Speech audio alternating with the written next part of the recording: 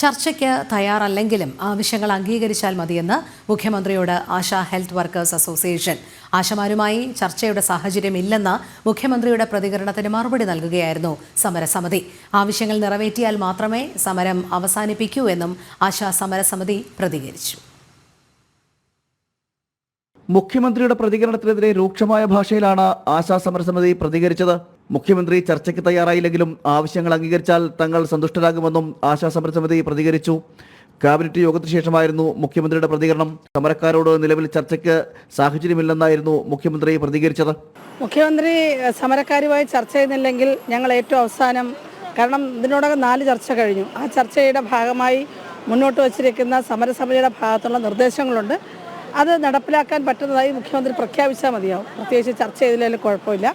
ഏറ്റവും ഒടുവിൽ ഞങ്ങൾ ആവശ്യപ്പെട്ടത് അടിയന്തരമായി ഒരു 3000 രൂപ ഓണറേറിയത്തിൽ വർധനവ് വരുത്തിക്കൊണ്ട്, അതോടൊപ്പം വിരമിക്കൽ പ്രായം നിലവിൽ ഉള്ള ഉത്തരവ് 62 വയസ്സുള്ളത് അത് പിൻവലിച്ചുകൊണ്ട് 65 വയസ്സാക്കി മാറ്റി 5 ലക്ഷം രൂപ പ്രഖ്യാപിച്ചുകൊണ്ട് മറ്റ് വിഷയങ്ങൾ കമ്മിറ്റിക്ക് വിടാവുന്നൊരു പ്രപ്പോസലാണ് സമരസമിതി മുന്നോട്ട് വെച്ചിരുന്നത്.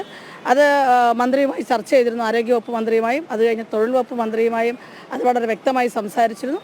ആ കാര്യം നടപ്പിലാക്കാൻ തീരുമാനിക്കുന്ന ഒരു പ്രഖ്യാപനം മുഖ്യമന്ത്രി നടത്തിക്കൊണ്ട് അതിൻ്റെ അടുത്ത ഘട്ടങ്ങളിലേക്ക് കടന്നാലും മതിയാവും. സമരം തുടരുകയാണ്. സമരം ഡിമാൻഡുകൾ നേടിക്കൊണ്ടേ അവസാനിക്കുകയുള്ളൂ. ഓണറേറിയം വർധനവ്, വിരമിക്കൽ ആനുകൂല്യം വർദ്ധിപ്പിക്കുക തുടങ്ങിയ ആവശ്യങ്ങൾ ഉന്നയിച്ചുകൊണ്ടായിരുന്നു ആശമാർ സെക്രട്ടേറിയറ്റിന് മുന്നിൽ നിരാഹാര സമരം ആരംഭിച്ചത്. ഫെബ്രുവരി 10-ാം തീയതി ആരംഭിച്ച സമരം 2 മാസം പിന്നിടുമ്പോഴും സർക്കാർ സമരക്കാരെ കണ്ടില്ലെന്ന സമീപനമാണ് സ്വീകരിച്ചത്.